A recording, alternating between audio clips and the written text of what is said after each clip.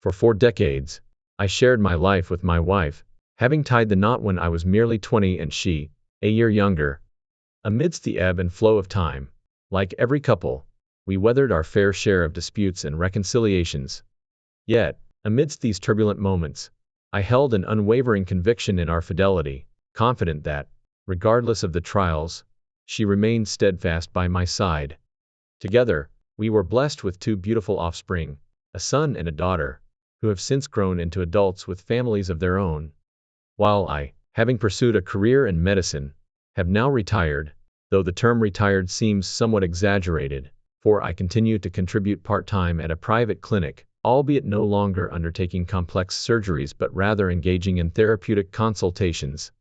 Meanwhile, my wife persists in her profession as a designer.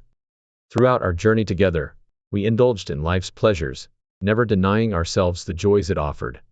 Despite the passage of time, my wife managed to retain her natural beauty, a testament to her commitment to self-care through regular exercise and a balanced diet. As we walked hand in hand, bystanders often mistook her for my youthful companion, a misapprehension that secretly pleased me. However, one fateful rainy evening, while seated at the table sorting through documents, my wife absent for a grocery run, I stumbled upon a medical certificate bearing her name, detailing a past pregnancy and premature birth. Glancing at the date, I realized it was during a period I was away on business, and she gave birth to a child who tragically passed away after a few days due to complications. In that moment, a whirlwind of emotions engulfed me, leaving me grappling with the unsettling realization that I couldn't possibly be the father of this child. Lost in a sea of thoughts, I struggled to reconcile this revelation, plagued by doubts about my wife's fidelity and the identity of the child's biological father.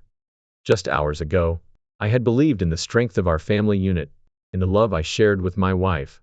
Now, that belief lay shattered, leaving me adrift in a sea of uncertainty. Eventually, I concealed the certificate, resolving to confront my wife once she returned, though first, I needed to gather my thoughts and compose myself. The truth regarding our children seemed clear, with their resemblance to me leaving no doubt of their paternity. Yet, this provided little solace as I grappled with the betrayal that had rocked the foundation of our marriage. Despite my unwavering devotion and care for my wife, I couldn't comprehend the reasons behind her actions. We had embarked on this journey together out of love, and throughout, I had endeavored to shower her with affection and attention. Never had I strayed from our bond, despite the temptations that crossed my path. My wife meant everything to me and more, her presence an indispensable part of my very being. Thus, when confronted with the unsettling truths that unraveled before me, my heart ached with a magnitude I had never known. Seeking solace, I ventured out onto the porch, yearning for the crisp embrace of fresh air to soothe the turmoil within. Yet, the tranquility of the moment was abruptly shattered by the arrival of a car at the neighboring house. From it emerged my wife, exuding an air of jubilance, trailed by a man who gallantly assisted her with the groceries. He planted a kiss on her cheek before departing in his vehicle, leaving me to grapple with a maelstrom of emotions. Hastening back indoors, I pondered the proverbial fruits of one's labor, only to be jolted by the sound of the front door swinging open, my wife's voice echoing through the house in search of any occupants. Suppressing the urge to confront her immediately, I inquired calmly about the delay, met with a nonchalant explanation of a prolonged visit with a friend. Yet, her casual demeanor belied the scent of alcohol that lingered in the air as she moved to prepare a meal, her lips brushing against mine in an embrace tainted by the faint trace of liquor. Unable to ignore the implications, I questioned her about her mode of transport, a query met with a fleeting glance of panic before she hastily assured me of a taxi ride. Sensing the tension thickening, I retrieved a bottle of whiskey, her apprehensive gaze betraying her unease as she questioned my knowledge of her whereabouts.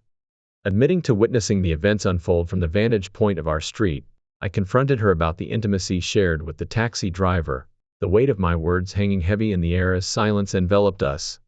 Seizing the moment, I implored her to sit, producing a document from my briefcase that laid bare the truths I had uncovered. As she reluctantly perused its contents, her initial composure crumbled, tears welling in her eyes as she grappled with the gravity of the situation. Faced with the inevitability of my discovery, she confessed to a clandestine affair that had blossomed in my absence, a love affair that transcended the bounds of rationality, culminating in a pregnancy conceived with a man 11 years her junior. Stunned by her admission, I struggled to reconcile the betrayal that had tainted our union, grappling with the profound sense of disillusionment that consumed me. Despite her attempts to rationalize her actions, I remained steadfast in my resolve to confront the harsh realities that lay before us, the echoes of her revelations reverberating through the confines of our fractured relationship. She confessed tearfully, her emotions laid bare, that she hadn't been emotionally invested in her children after their tragic loss. According to her, their bond had cooled, and they gradually drifted apart. It seemed, once upon a time, she herself had experienced heartbreak when her lover abandoned her entirely. Seeking solace in the company of our children, she awaited my return, donning the facade of a devoted and loving wife for the subsequent years. Frankly, I was shell-shocked.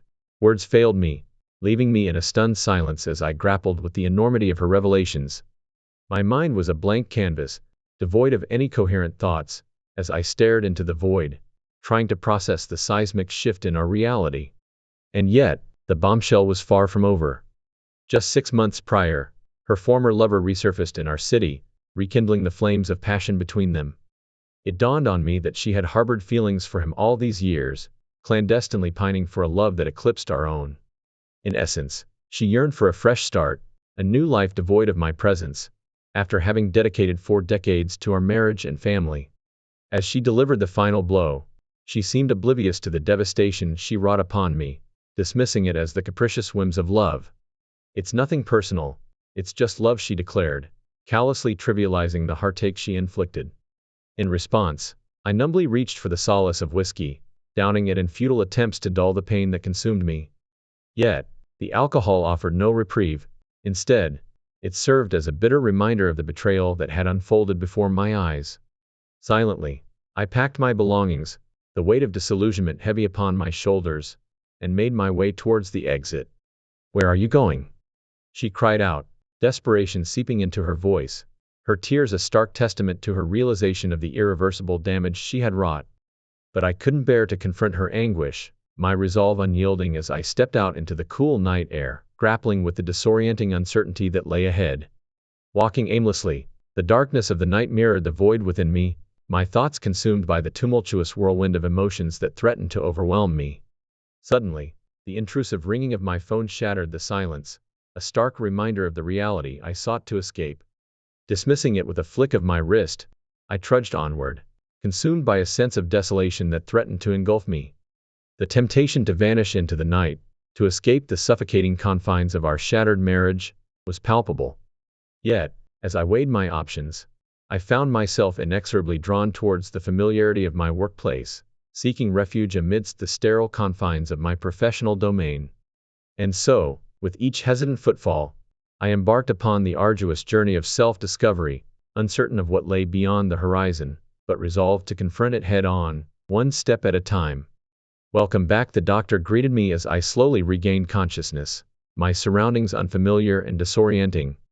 Fumbling for words, I struggled to grasp my bearings, my mind clouded by the lingering remnants of unconsciousness. "Where am I?" I managed to croak out, my voice barely audible above the hum of medical equipment. "You were brought to our clinic yesterday with a traumatic brain injury," he explained gently, his words a beacon of clarity amidst the fog of confusion. "The operation was successful, and you are back with us again. We have informed your children and your wife. Your son will be here soon," he added, his reassurance a comforting presence in the midst of uncertainty.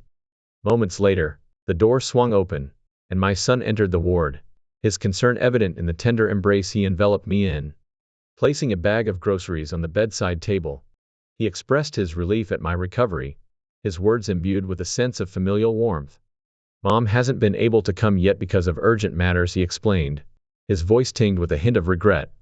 "She shouldn't have come," I responded tersely, the wounds of betrayal still raw and unhealed. As my son sought to assuage my concerns, I couldn't help but wonder if he was privy to the tumultuous events that had unfolded between his parents. It seemed my ex-wife had painted a narrative of our fractured marriage, absolving herself of culpability in the dissolution of our union. "Enough of this," I muttered, dismissing her deceit with a weary resignation. As one good person said, the past doesn't count. Discharged from the hospital after 2 weeks of recuperation, I opted to distance myself from the tumult of familial discord, renting an apartment adjacent to the hospital as I acclimated to the solitude of bachelorhood. The dissolution of my marriage had left an indelible mark, a dual-edged sword of pain and uncertainty that gnawed at the edges of my consciousness. Bereft of both wife and home, I found solace in the familiarity of my work, throwing myself into the demanding rigors of my profession as a means of drowning out the echoes of heartache. 3 months later, a friend reached out, seeking to repay a debt incurred during his time of need. Remembering his struggles, I refrained from reminding him of his obligations, adhering to the adage that true friendship transcended material debts. Yet, to my surprise, he presented me with a generous sum, the fruit of his successful business endeavors, a gesture that filled me with gratitude and renewed optimism. Empowered by this unexpected windfall, I embraced the newfound possibilities that lay before me, indulging in the luxuries of life that had long eluded me. Here I stood, face to face with the woman who had once held my heart captive, a woman I had loved madly, a woman for whom I would have willingly sacrificed everything. And yet, despite her professed remorse and declarations of love, I couldn't shake the bitter taste of betrayal that lingered in the air. Twice she had cast me aside without a second thought, seeking solace in the arms of another man, only to return now, her words dripping with contrition. "I'm sorry," she repeated, each syllable heavy with desperation, as if hoping to erase the pain she had inflicted with the sheer force of her apologies. And as I looked upon her, her painted lips forming those sweet, hollow words, I couldn't help but wonder if she truly believed I would forgive her so easily. She spun tales of epiphany, of newfound appreciation for the love we had shared, as if the passage of time had somehow absolved her of her sins. But beneath her veneer of repentance, I sensed the faint echo of self-preservation, the realization that her dalliance with her lover had left her with naught but shattered illusions. No longer the object of his affection, she sought refuge in the familiarity of our past, clinging to the remnants of a love that had long since withered away. Did she truly think me so gullible, so blind to her duplicity? Yet, as she poured out her heart, I couldn't summon the anger I knew I should feel. Instead, a pang of pity stirred within me, for the woman before me was a mere shadow of the one I had once loved, her vulnerability laid bare for all to see. 40 years we had spent together, building a life intertwined, only for it to crumble at the slightest touch. It was time to bring this painful chapter to a close. Outside, the world continued to spin, oblivious to the silent drama unfolding within the confines of the restaurant. People laughed and chatted, lost in the ephemeral pleasures of the present moment.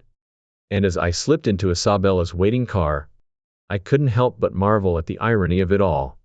Amidst the chaos of life, amidst the pain and heartache, there was still beauty to be found, still moments of joy waiting to be embraced. And as the day drew to a close, I couldn't help but feel a sense of gratitude for the journey that had brought me to this moment. Thank you for taking the time to listen to today's story, and may we all find the courage to embrace the twists and turns of fate with grace and resilience. Take care, my friends, and until next time.